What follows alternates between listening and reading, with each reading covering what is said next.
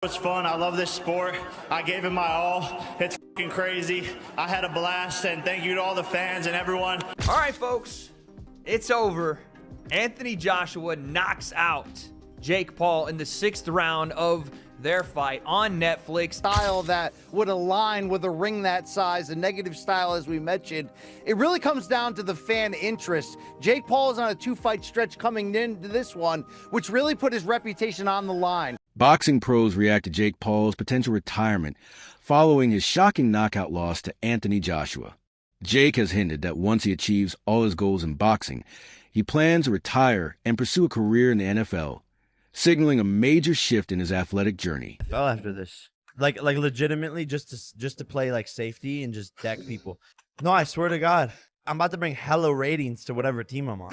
Where would you want to go if you can go to any team? Shit, the Browns. So I can run a 4.34. He's the fastest man on the planet. I got hands. I have the size, the power. I can knock people out with one punch. So why can't I play free safety? Do you think you coming into the NFL would be the equivalent of like when an NFL player says, I'm going to try to box now? No, because I played football my whole life. At the end of the day, it's coverage, knowing your plays, and then just being fast. And the boxing world reacts strongly to the fight, as ex-user IB states after the shocking knockout, offering an explosive take on Jake Paul's future in boxing by posting, "Jake Paul knocked out. His career is over. This bum is done." Duke McKenzie comments on the recent fight, pointing out how undersized Jake Paul was against Anthony Joshua. He explains that even when Jake tried to land punches, he couldn't reach AJ properly, highlighting the mismatch. McKenzie strongly suggests that Jake should stop this nonsense now, as continuing in such fights could be dangerous and damaging to his boxing reputation. To throw a shot, he would lunge in, jump in, and because he was so short, he'd miss. And then he ended up stumbling over his feet and falling over.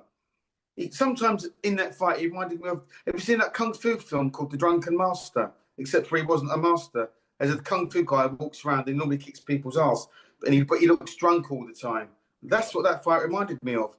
It was such a poor showing from Jake Paul. You know, I mean, it's a well-documented fact. There was a lot of money on the line. And I'm sure you, Max, as I would, and anybody else in the street would fight Anthony Joshua for 75 million. You just would. And the same thing would happen.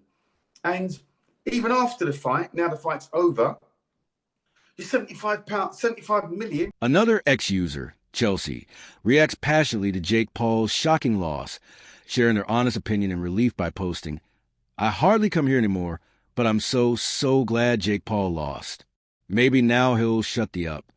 Former UFC champion Michael Bisping reacts to Jake Paul's devastating defeat at the hands of Anthony Joshua, calling it a masterclass. He explains how badly Jake got injured, noting that AJ's powerful uppercuts and combinations left Paul no room to maneuver. Despite Jake's attempt to avoid the punches by running, he couldn't escape the punishment. Bisping emphasizes that the damage to Jake's face and overall condition was severe, making it clear that he needs to rest and recover fully before considering any future fights.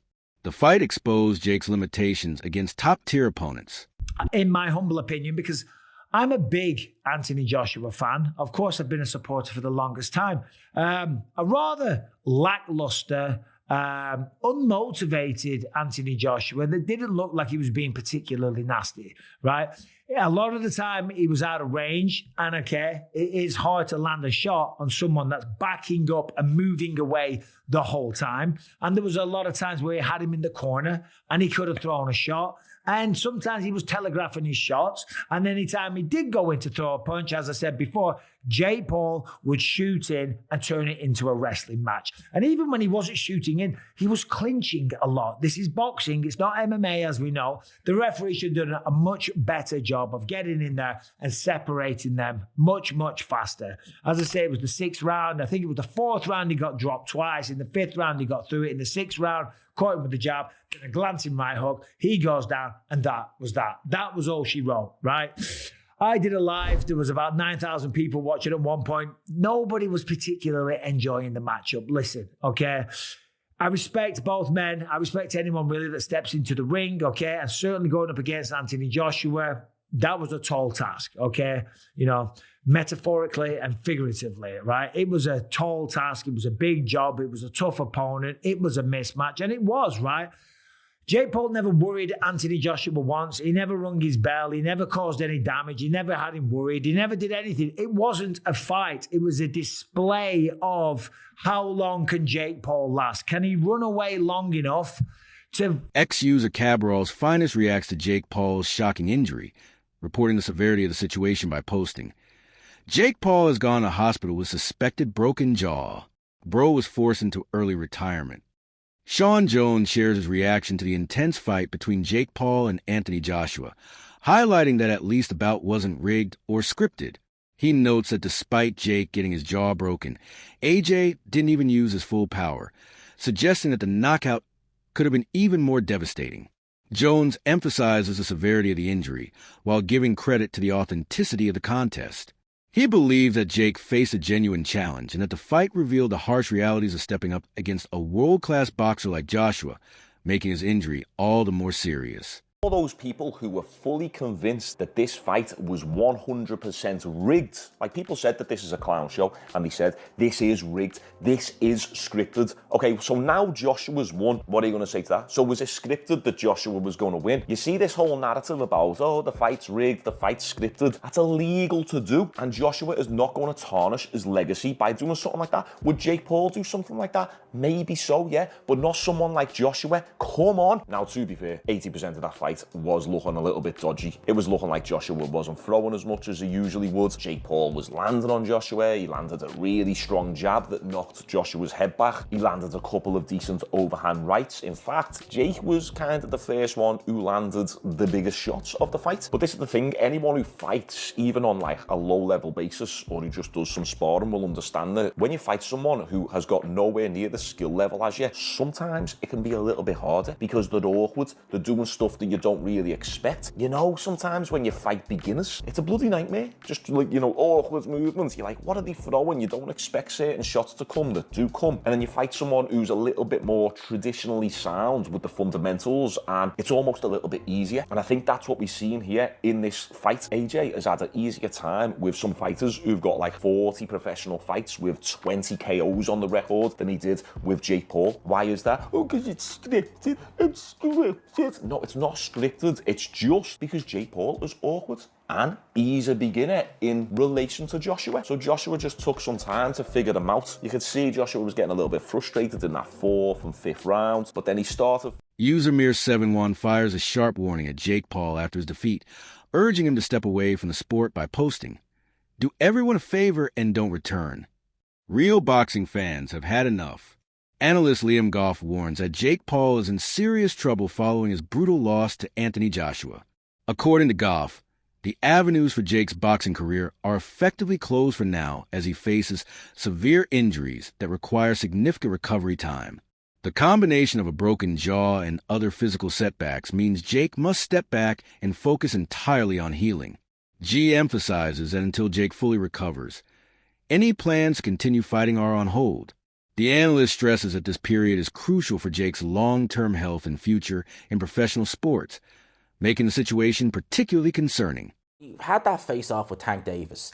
He was looking at a guy who was, 5-6 inches shorter than him and probably 60, 70 pounds lighter, right? So he was probably looking at that thinking, yeah, you're a legit boxer. Yeah, you hit very hard, but look how much bigger I am to you. Contrast that to him looking up at Anthony Joshua and realizing, oh my God, look at the size of you in comparison to me. That's a bit different. And I think with Jake Paul, it really dawned on him what's going on. But Jake Paul has to keep face. He has to stay essentially in that persona that, you know, I am the man, I'm going to win this, trying to sell a dream to a casual, a bit like what Eddie Hearn does, trying to sell the casual audience that this is going to be a real fight, quote unquote. It was a real fight. It's not scripted, but you know what I mean, that he's really in this fight. That's what he was trying to do. And he did that well up until fight night. Boy, did he fail miserably on fight night. Again, I give him credit. He doesn't need to box. He can choose an easier profession, as I say. But to go in and to run around the ring like that, that was something else entirely. I mean, he was doing his best Roadrunner impression in there. He was running around that ring from the minute that bell went. That was all he was trying to do. And listen, AJ's performance, I can critique it from a defensive point of view, that he got hit with some silly shots that he probably shouldn't have been hit with. He was trying to cut the ring off in a ring as big as that. It's not easy. All right. And furthermore, if you're in there with an opponent who purely just wants to survive, he's no interest in winning the fight. He just wants to go the rounds. People, you could be one of the most you could be a prime Mike Tyson, Bone Crusher Smith, prime example. People never talk about that fight with Mike Tyson because they say, oh yeah, prime.